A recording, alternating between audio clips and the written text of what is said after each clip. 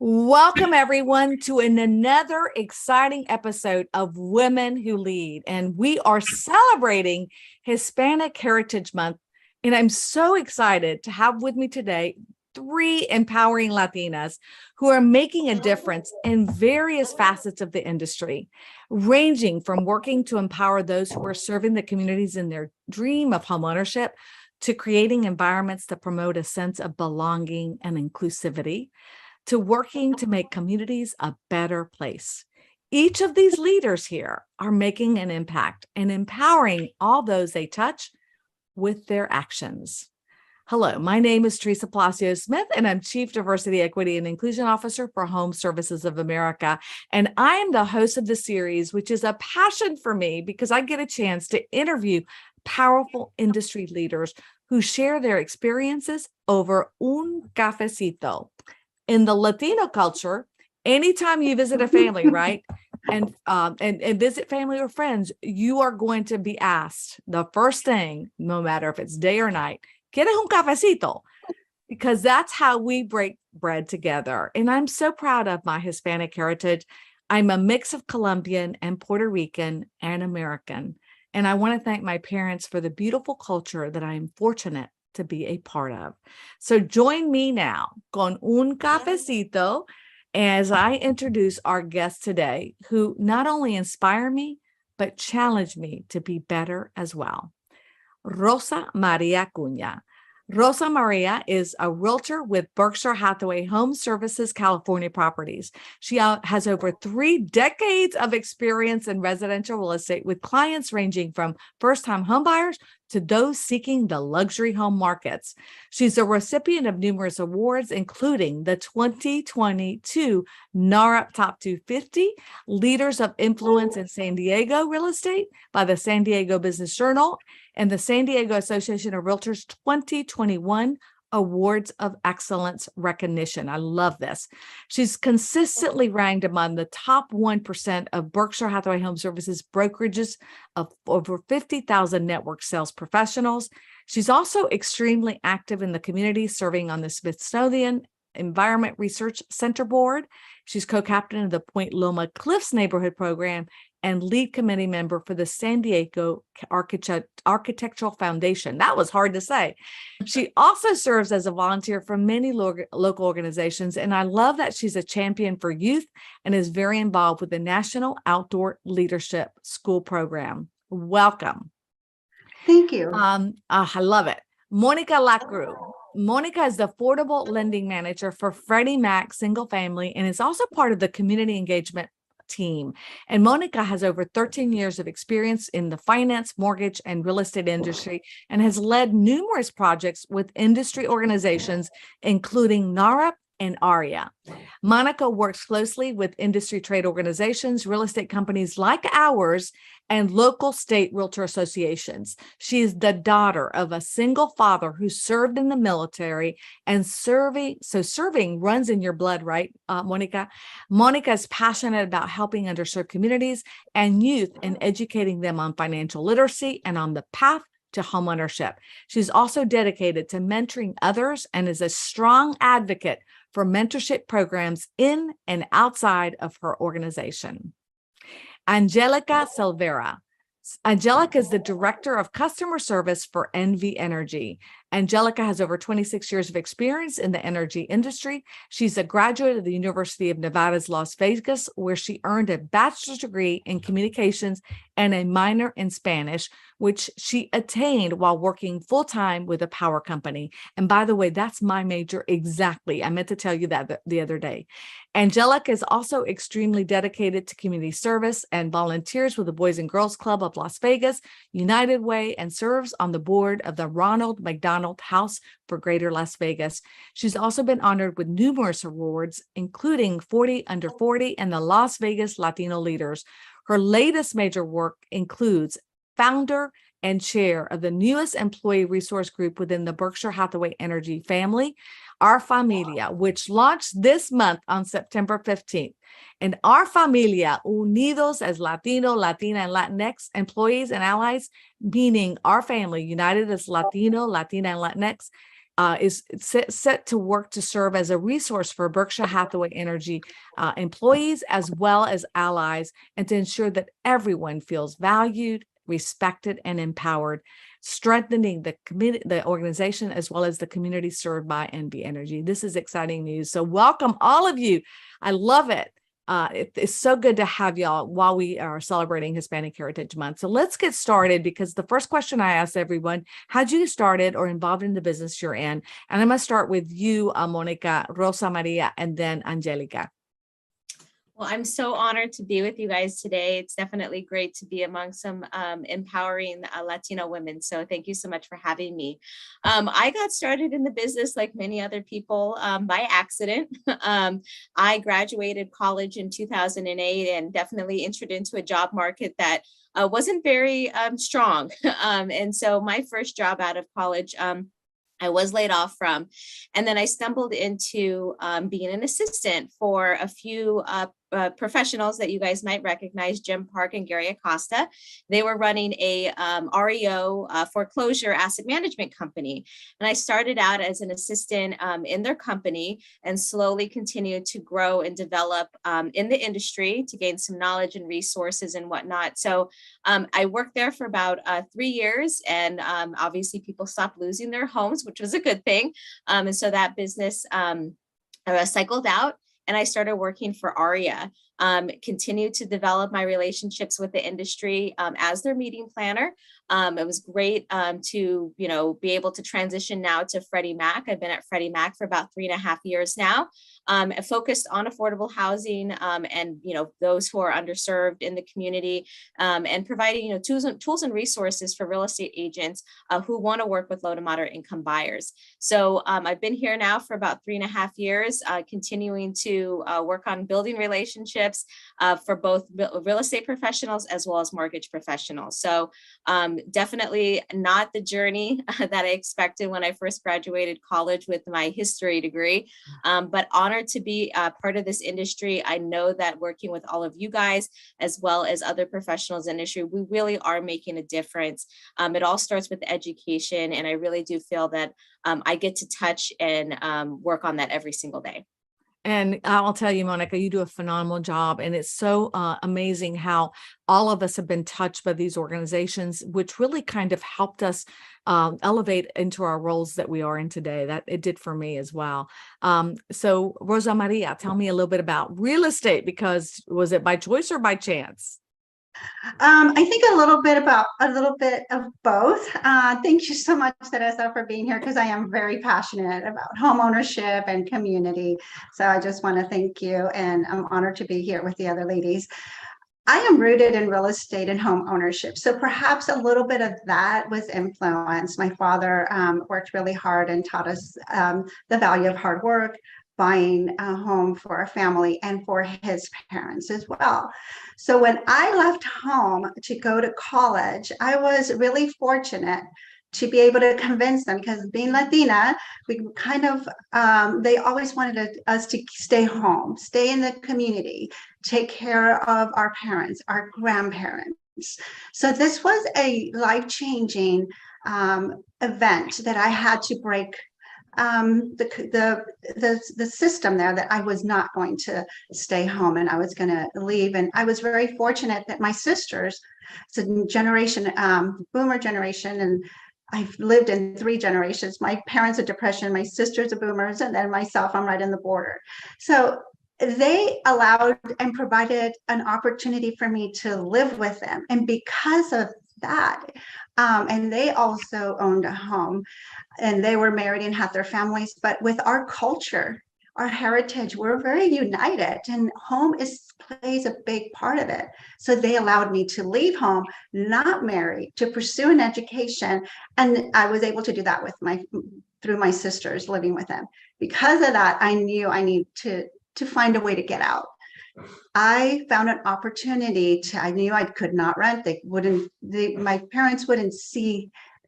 They just, ay, mijita, but why? They're just so very concerned. So I was able to find a property at that time a 1986 repossessions. Interest rates were 13.5%. I was clueless. I was 20.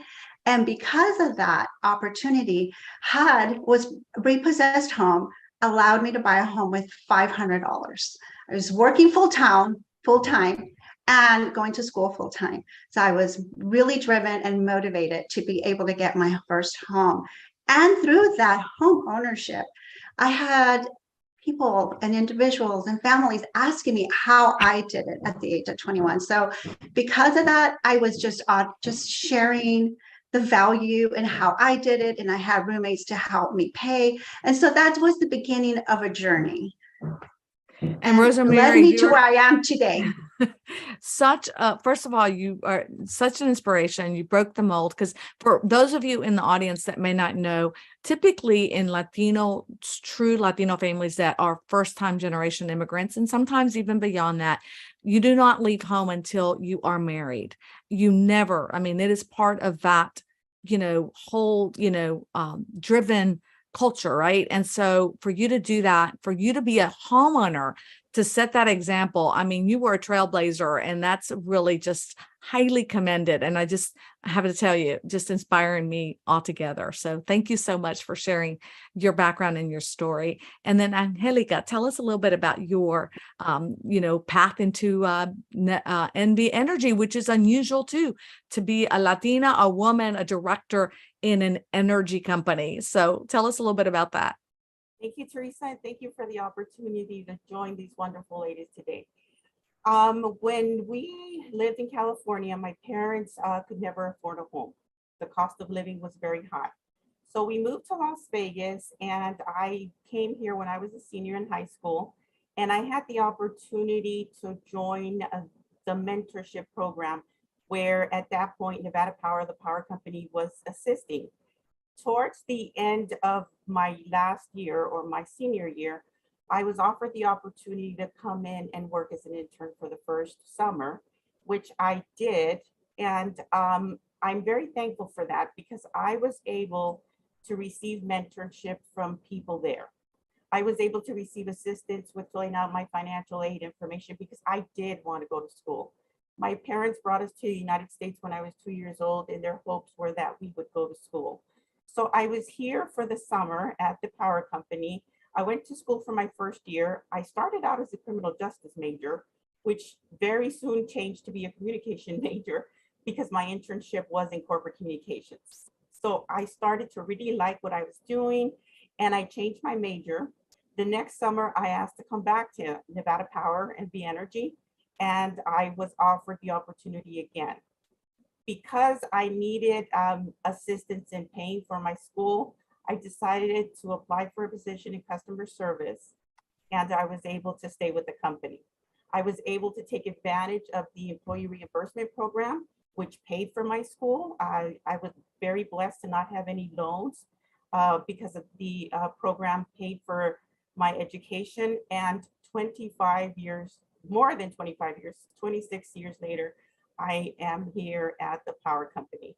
I've been able to apply for other jobs. I've been able to learn the other aspects of the company. I've been in corporate communications. I've been in customer service. I've done a little bit of the outline offices.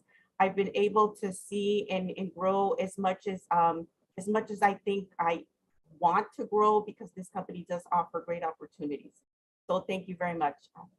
Well, and it's so nice to see these mentorship programs that we are all, I know that Monica, in particular, we love that. We love that with companies, because it really helps you get your foot in the door and learn about the company, and then also, really advance, because now they get to know you, and to think the investment that they made in you to help you get your college education, it sure has more than paid back what you've done within the company. So thank you again, Angelica, for being with us, and also for sharing this. And each of you, including myself, I feel like we're so honored to celebrate our culture. And I know each of you has a beautiful story about your parents and the immigrants and, what it means to be in the US and all of the work that they had to put in before to get you right to where you are today. So if you don't mind sharing just a little bit about that, I'll start with you, Angelica, and then Rosa Maria, and then Monica.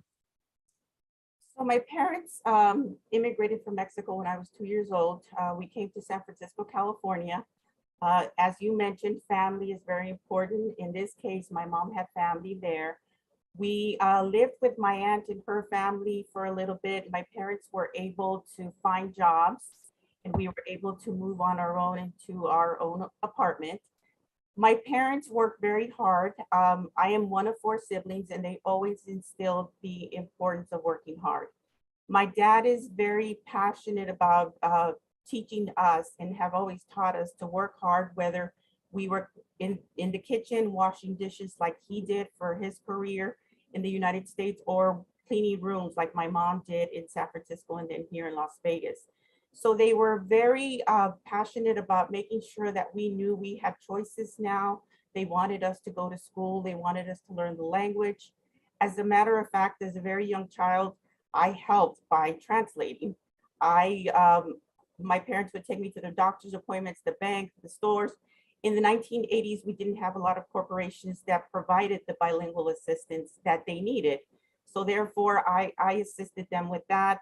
And we helped each other in everything that we could in that was needed.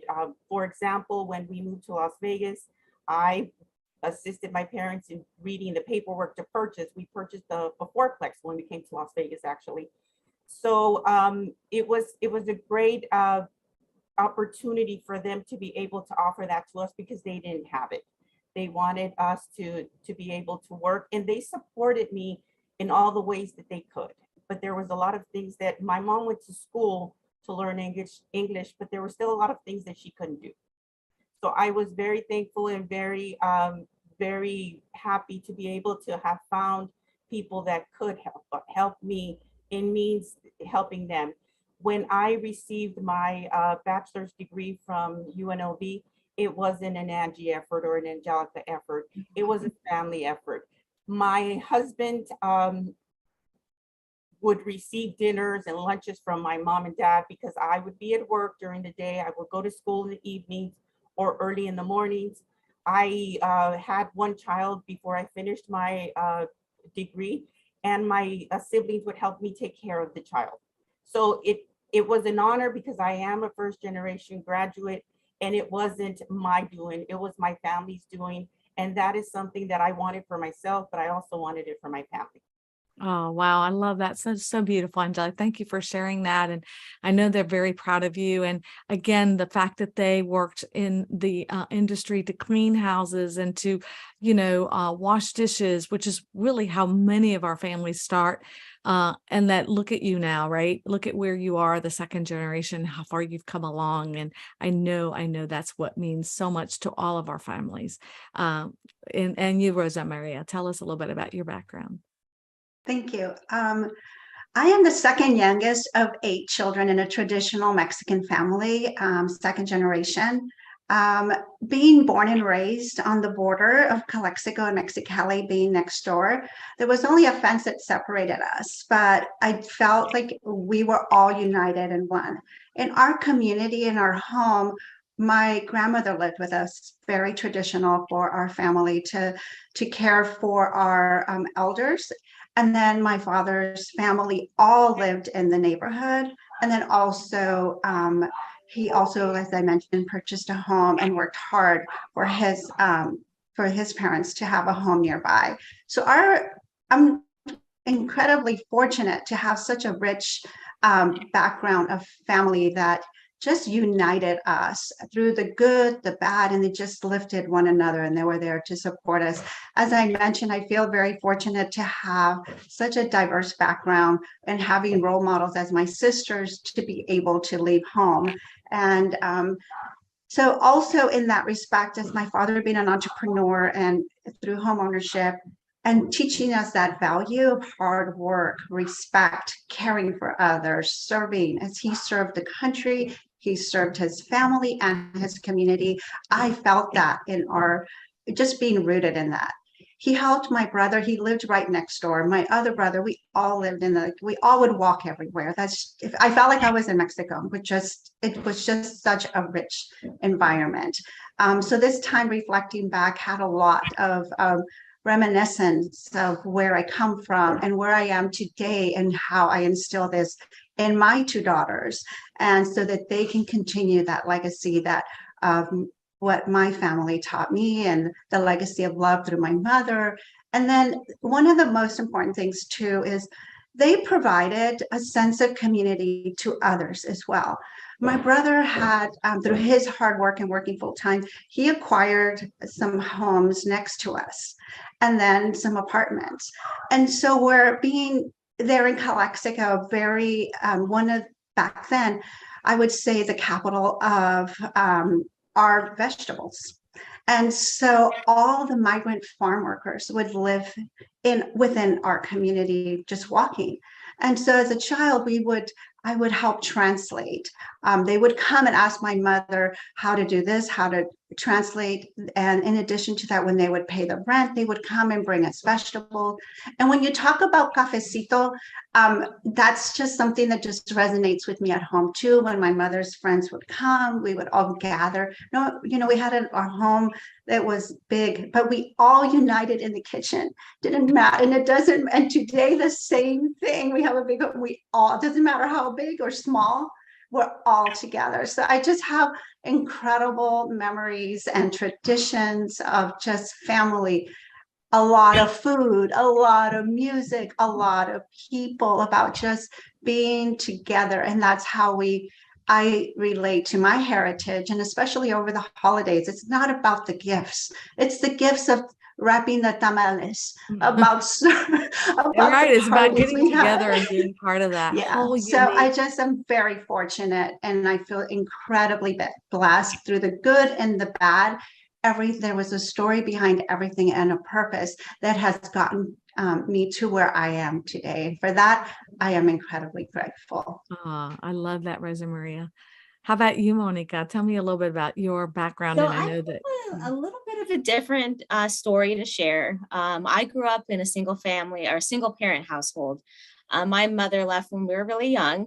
And my dad raised four of us. We were all very close in age. There's my older sister, Lisa, myself, my little sister, Christina, and then my little brother, Bobby. So I actually went to high school with all of them. So we were very close in age, all within 6 to 5 years apart from each other. And my dad was serving in the U.S. Marine Corps. And so we were raised primarily by him, and then with help from family. So my grandmother, my grandpa, so very familiar, constantly being around family being very important, all kind of coming together to kind of serve that. And so military is very near and dear to my heart, and it has kind of molded me into the person that I am today. So far that I've sworn it off because I want to keep it at a distance myself. But my dad did 20 years in the Marine Corps. He did deploy a couple of times. And that's when family kind of stepped in. My older sister joined the Army, and she just completed 20 years in the Army. My little sister married her high school sweetheart, and he's in the Air Force. And so he's on his path to do his 20 years. And then my little brother, he actually joined the Riverside County Sheriff's Department, and he actually works as a correctional officer in the jail. So we all had very different upbringings, all coming from the same place. I, graduated high school, got out of my small town as soon as I could. I left and went to, the urban city and got my college degree, where my siblings definitely took a different path. But one thing that seems to resonate with everything that we're saying is that at the core of it and at the heart of it is family, right? Our father definitely instilled the importance of sticking together. When he did deploy, there's four of us, all relatively close in age. And so it really made it difficult for family members to kind of come together and assist and taking care of us. And one of the things he told them, I'm getting emotional saying it now, is that we would stay together. He didn't want us to split up. And so that was really important to him. So family is definitely there. So thank you. Oh, I'm going to get emotional. Me too. Oh, I love that. Thank you so much. And it always is. And so proud of your family and what a heritage and beauty of service, right? All of them, in one way or another, giving back, as you are as well in the process of homeownership and helping others in that whole road to success and wealth creation. So thank you so much for sharing that, Monica.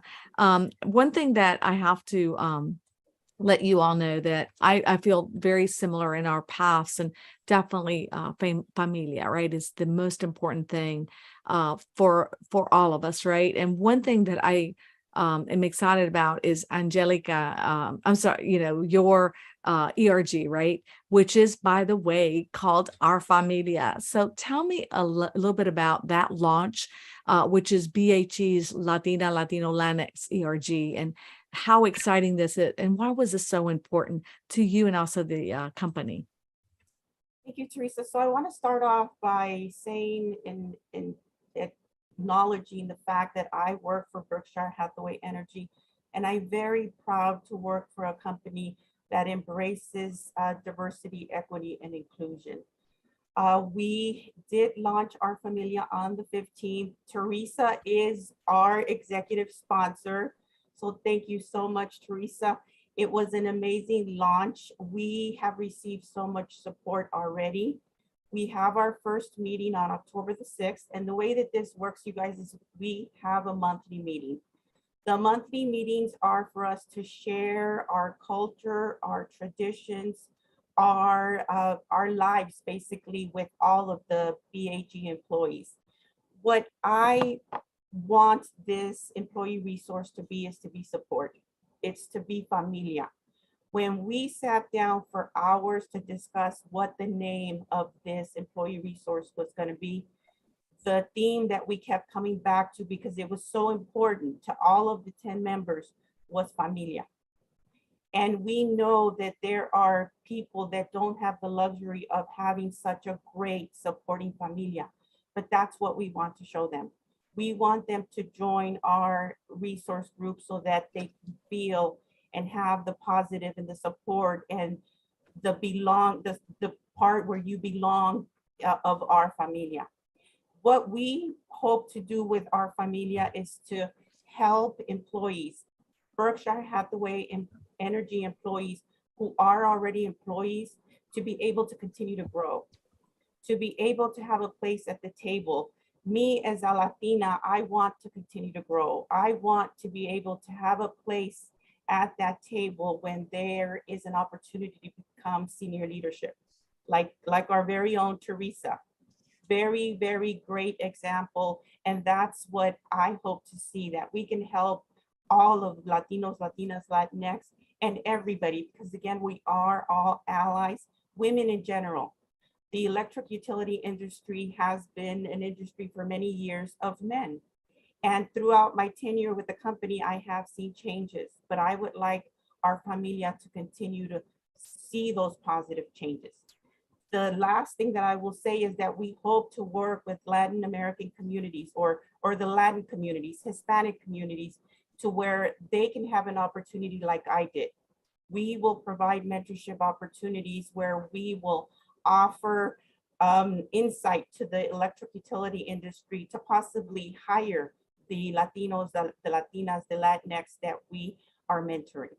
So that is the goal for Our Familia, and very, very exciting. Thank you. And that's such exciting news. I love that, the mentorship that you received and paying it forward and making sure that others have the same opportunity, especially in the STEM fields, because that is an area that we see a lack of for women and minorities or underserved communities for sure. So talking about mentorship, I want to jump into that passion that you have, Monica, because I know that's a big deal for you as well. So tell me a little bit about why that also, why are you such a huge advocate for mentorship? Why is that important? Yeah, so, I am relatively, I've been in the industry for a while. But when I look around the room, I still sometimes see myself in a small minority when it comes to age. And sometimes it is a little bit of a disadvantage because some people definitely write you off as not knowing or don't have enough experience and whatnot. And so I've definitely have had to navigate that a little bit when it comes to experience and in myself. So sometimes try to fight that imposter syndrome, right? And so, I've been blessed to have mentors that have encouraged me to push that envelope and to push that boundary, to continue to drive myself to work harder and better, and to be a sponge and soak up all of that industry knowledge. And so that has definitely translated into me wanting to be an advocate for that for others in the industry. Carmen Mercado, she's my boss, and she's definitely pushed that. I've had a great opportunity to work with others in the industry. Marlena Scott, she was with us here at Freddie Mac and has moved on to the MBA, has been another great mentor for me. When she was here at Freddie Mac, her and I started to launch what we call Empower Your Outreach here at Freddie Mac. And it's really designed for not just young professionals in the industry, but for new. We know that real estate sometimes can be a second career for people, the stay-at-home mom after they've raised their kids and now they're in school. They want something for themselves where they can kind of set their own hours and, work at their speed and put in what they're going to, as much as they are willing to at that point in time. And real estate is a great career to do that. And so we, realized that there was a gap in kind of the knowledge base. You go to a lot of real estate conferences and a lot of the sessions might be geared towards, seasoned agents.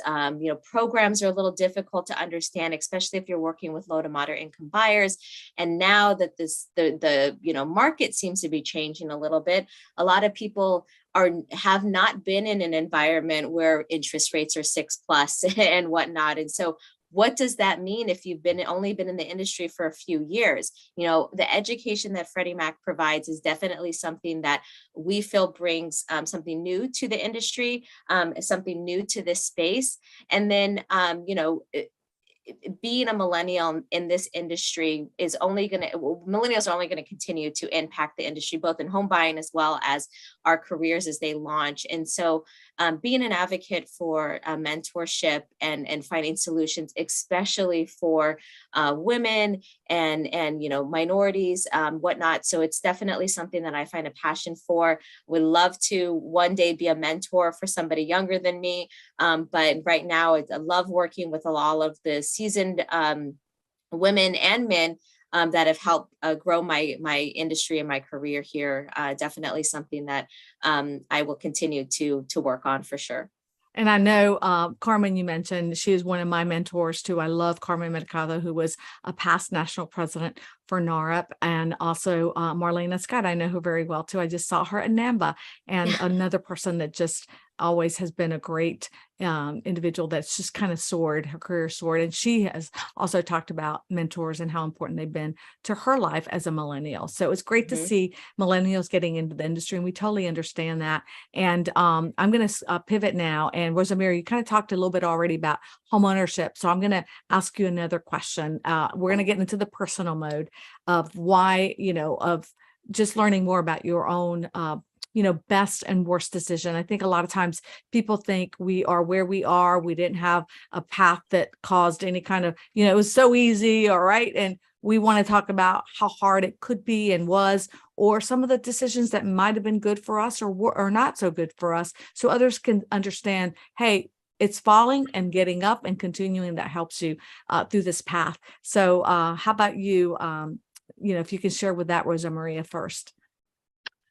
I think in a lot of the bad situations, my mom always would tell me to look at the good of it. Well, when you have a teacher growing up telling you that you're going to amount to nothing, I'm not sure how that would really see the good in that, but because it can either affect you, either motivate you, or it could really diminish someone. In my case, I kept it a secret. And probably it was as embarrassment. How can somebody say that to me, right? And so as a child, So I kind of kept this little promise. And I think, praying was something that we grew up with. And school was hard. I mean, I grew up with two languages, two cultures. I mean, I was struggling trying to, who are we? I'm Mexican, the border's there, we're America. And so I struggled, but because of so much love and the wonderful friends that I grew up with and the support, I overcame that, but that really stuck through me, and that's probably why I'm a voice and an advocate for situations that I've been in, and it just comes a lot easier for me to be that voice because I couldn't back then. I didn't know how, and so that's probably one of the hardest things for me. And then in my profession, when I started. I was back in 1988, young, there were just men. I mean, back then too. And I was young, and back then I would say I would try to look a lot older. Now it's the reverse. But so those challenges, I mean, I felt very comfortable in my Hispanic communities where we all kind of broke bread together, had cafecitos. But one of my dreams was to live where I live today in an affluent community. But it was always something that I got married, we were going to live close to my sisters and just do the same thing. That was just rooted. It just loved that. But my husband, was like 30 minutes away from where he worked. So being 10 minutes away from work and the dream where I wanted to live, and we worked together to accomplish that, was fulfilling. So I overcame a lot of challenges by having mentors and role models that were there that really supported me, and that I could see how they were there to help me. And it was very encouraging. Well, one of the insights that I get from this show is how much we do all have so in common, right? The things that we face, and we're around the same. I'm also in the same generation that you're in, Rosa Maria. And I actually don't share this story with a lot of people, but I failed the third grade because the teacher from the very beginning didn't like that I was Latina, and just failed me from, and so I was held back a year. But in the fourth grade, I had a phenomenal teacher who was just a mentor and elevate. So she said she does not need to be in the third grade, and elevated me back to the fourth grade because she realized that I was, I could do it, and she didn't understand why I was left behind. So again, having those champions really makes a difference in helping us advance and get to where we are. But also other people need to know, hey, we struggled. I struggled, I didn't know the language either. And I struggled in you as well, right? And many of us. And so school was really difficult because our parents couldn't help us. They couldn't help us with math or science or anything that, in that language, because they didn't have that background. And so it really is very true and very telling. All right. So Angelica, how about you? Tell me your best, worst decision. So it's like a negative, positive one. My best decision was to continue my career in the electric utility industry for the power company, where I struggled, and I wish I would have done a better job at balancing it out, the work-life balance. As Latinas, as women, you guys know we juggle a lot. We come to work, but we still have home, we still have children, we still have husbands. I was very privileged to be able to go to my kids' events because I, was able to leave and come back, but then the hours that I had to make up, I think I would have done things a little bit differently at trying to balance it more. I'm very hard on myself. I like things to be done right, on time. That's what our parents taught us. We work hard at whatever job that we're doing, we're going to do it right. I just wish that I would have balanced it out a little bit more, where I balance my life and family, which I'm doing now, but I wish I had done it many years ago. Well, hindsight's 2020, right? And again, really, I'm with you there. I totally understand that one. I remember my daughter telling me, that I said, they both tell me that they loved, I was so inspiring and all that, just beautiful things. Because the one thing, Mom, I would have changed is not being the last child at daycare being picked up. I hated that. And I'll never do that. I was like, oh my God, this is so true. They were always the ones waiting for me to pick them up because of work, right? And all the hours and responsibilities that you had to. But this day, they're phenomenal kids, and I'm just proud of them. Monica, how about you? I think the worst thing that I could think of as it relates to my life probably and my career is not starting to save for a down payment for a home sooner, right? I definitely learned the hard way. I keep thinking, you're growing up, you're renting, you're living with roommates and all that kind of stuff. And I always thought, for myself at least, buying a home was way off in a distance, right? And losing out on that opportunity to purchase young, and start building that equity. I definitely think that it's regretful. Obviously, I live here in San Diego, and so it's definitely not the most affordable market. But right now, I definitely feel like I'm that part of my career that if I really want to take homeownership seriously, I might need to consider a move into a more affordable area. And a lot of millennials are definitely doing that as well. Another kind of regret or that I have is not staying in touch with a lot more people in the early stages of my career, right? I would love to have a chance to kind of sit with some of those managers that I had before, just to, figure out, how I compare in my work ethic and my work style then. But the best decision that I think that I could have made for myself was actually join Freddie Mac. Again, Carmen is my boss. She brought me onto the team. I was not that I was in a bad spot at all. I loved what I was doing at ARIA.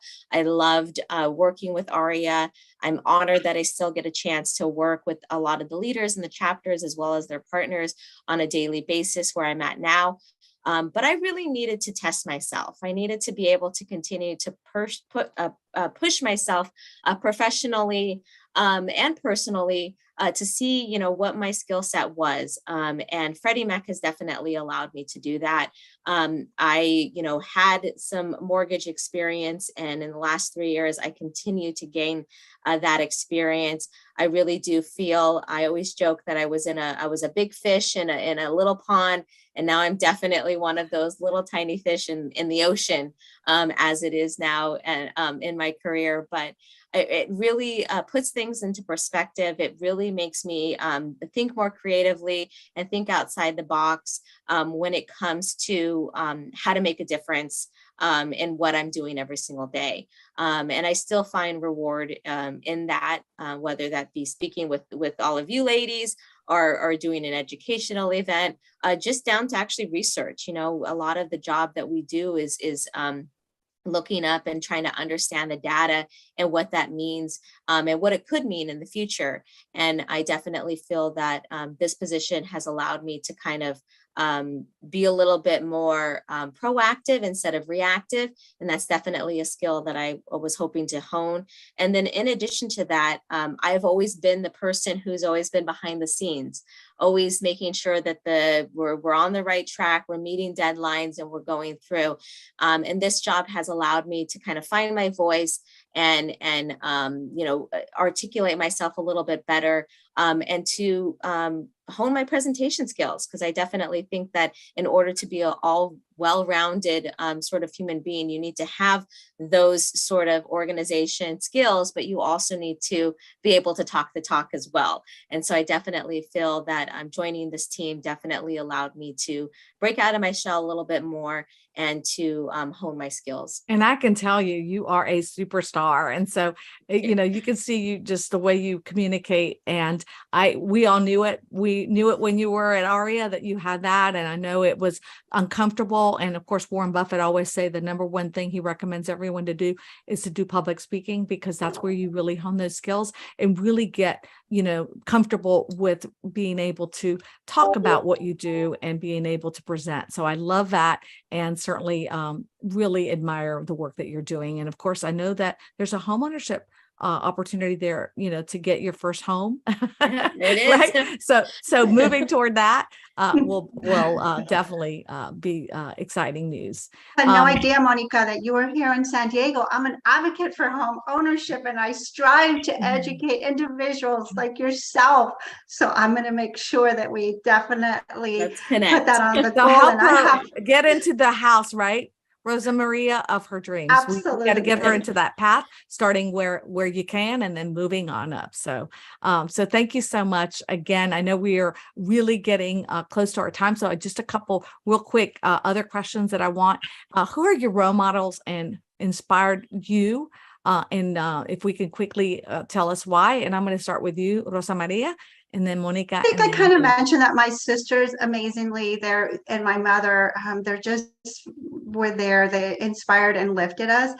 But today I have multiple role models within our own organization, in our office, and all the women that are around us, such as you ladies, yourself, Teresa. I felt so included when I went to Stronger Together, the connection that we could just chat and dance the night away, going to Nashville and just seeing a room of powerful women in leadership that just embrace us. But most importantly, my daughters. I have 2 millennial daughters that inspire me every single day to be the best that I can as a role model. But now I consider them as my role models. And I am so proud of them. Through this education of homeownership, I was able to baby steps teach them and advocate the importance of home ownership. And through COVID, they were able to buy their first home. So I know I have helped so many millennials, and I am committed. Now we're going there you go, Monica. There you go. I'm a thank you. realtor. How about you, Monica? In keeping with, the theme of Hispanic heritage, I thought, a little bit about this. Of course, family members are definitely close as far as like setting examples for me. But AOC, she is unapologetically herself. She is not afraid to call out misogynist, racism, any sort of discrimination head on. She's passionate about what she does. She sticks up for the underdogs and all of the people. No job that she's ever done is beneath her. Cleaning the toilets and working the bar and all of that kind of stuff is just as valuable and is actually the backbone of our economy, if you look at it, compared to those who are, making the laws and whatnot, like she is now. She is just a trailblazer, and she is just somebody that as a millennial I look up to. She's so passionate about it, and she's not going to put up with anybody's crap, and she's going to call them out on it when she does see wrong. So she is definitely somebody that I look up to and strive to continue to be as aggressive and determined as she is, for sure. Oh, I love that. How about you, Angelica? I would say that my parents are who inspired me and continue to inspire me. My husband was always my hero. He was a construction worker, you guys. He, supported me 100% through going to school. But he always said, just keep going, no matter what anybody says about you or anybody else. It's just how you feel. You keep going and do what you need to do. He was one that I come home with the great ideas of, we need to move. I saw this house. I really want this house. And he said, you're the one that is controlling the finances. Do you think we can do it? Do you really want to do it? And basically just my support 100% always. And he will always be my hero. Oh, thank you. That's beautiful. I love that. All right. Only 2 more questions. What advice would you give someone that about your, that you would give your younger self, right? So what would you have wanted to hear years ago in your leadership pursuits, or that somebody has given you that you thought, wow, that was great advice? I'll start with you, Angelica, and then Monica, and then Rosa Maria. I would say go for it. If there's anything that you want to do or want to accomplish, the worst that can happen is that you can be told no. and to always find the positive. Always find the positive in whatever you are doing. Things may be way wrong, but look for the positive to be able to give you that strength to keep going. Oh, nice. Monica? You probably hear about it all the time. As women, and probably similar to minorities, not applying for the job because you don't think you're qualified, right? You don't hit the qualifications 100%, so you don't think you can get the job. I've definitely, in searching for new career opportunities and whatnot, I look at it and I don't fit, I don't check all the boxes, so I immediately write myself off as that job's not for me. And I definitely regret that. If I was a lot younger and I checked at least half of them, I should have applied for those jobs. And so if you are young looking out there and you do not check all those boxes, a lot of the stuff can be learned on the job. The employer is just looking for somebody that they can grow and continue to excel in it. A lot of it, I think I held myself back on a lot of things that I probably could have. So definitely being a little bit more confident in your work pursuits, for sure. Oh, and that's the data shows that 50% of women will not apply for a job if they don't have 100% of the qualities or qualifications, whereas 90% of men will actually, even if they only have 50%, they will apply for the job. Oh, I can do this, so it's really so true. All right, Rosa Maria. Thank you.